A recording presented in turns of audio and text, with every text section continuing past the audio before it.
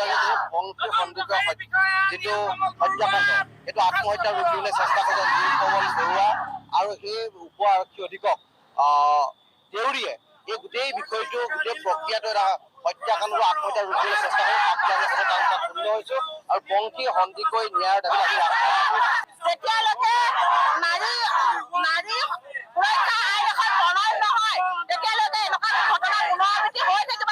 গতিকে এই নীতিকেশ দাস নামৰ এই কলংকটো অতি সোনকালে বিচাৰ কৰি ইয়াক ফাঁচি দিয়াৰ ব্যৱস্থা কৰক, নহলে আমি মহিলাই নহয় অসমৰ মহিলাই আন্দোলন কৰিবলৈ বাধ্য।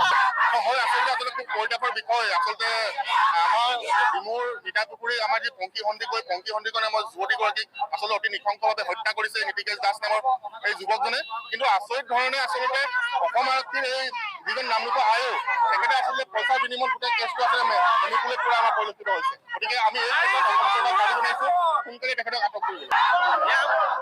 প্ৰথমতে মই ছাত্ৰ শিৱসাগৰ সমিতিৰ লগতে সকলো মোৰ শুভাকাংক্ষী ৰাইজক সেৱা জনাইছো। তদন্তৰ গতি লেহেমীয়া আৰু প্ৰথম কথা হ'ল কি আমি গৈ নোপোৱাৰ আগতে তেওঁলোকে ডেড বডি নমালে আৰু নীলকমল বৰুৱা নামৰ আৰক্ষীক কৌশীজনে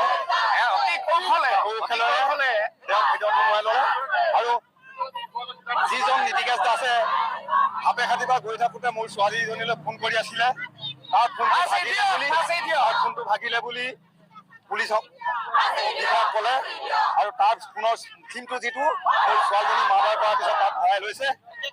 এতিয়া মই এটাই দাবী কৰিছোঁ তেওঁলোকৰ মাক দেউতাকৰ ওপৰত আমি হেৰি নকৰিলোঁ, কিন্তু আৰু মোৰ কণমানি ছোৱালীজনীক নীলকমল বৰুৱা নামৰ সেই পুলিচ অফিচাৰজনে চুটলিপি দিয়াৰ আগতে দি পিনে মোৰ ছোৱালীজনীক এজাহাৰ লিখুৱাইছে। আমি আজিলৈকে আইন কানুনৰ বিষয়ে গৈ নাই পোৱা, তেওঁ নিজে লিখুৱাইছে, ছোৱালীজনীয়ে লিখি গৈছে, কিন্তু মোক কৈছে যে লাষ্টত আপুনি চহী মাৰক। মই চহী মাৰিছোঁ আৰু পঢ়িবলৈ সেইখিনি টাইমত মোক ধৈৰ্য নাই। পংকী সন্দিকৈৰ মৃত্যুক কেন্দ্ৰ কৰি আজিও উত্তপ্ত শিৱসাগৰ। আটছৰ নেতৃত্বত ডিমৌৰ ৰাজপথত শ শ জনতাই ৰাষ্ট্ৰীয় ঘাইপথ অৱৰোধ কৰি পংকী সন্দিকৈৰ মৃত্যুৰ ন্যায় দাবী জনায়। নিউজ ডেস্ক ৰিপৰ্ট, জয়দত্তী অসম।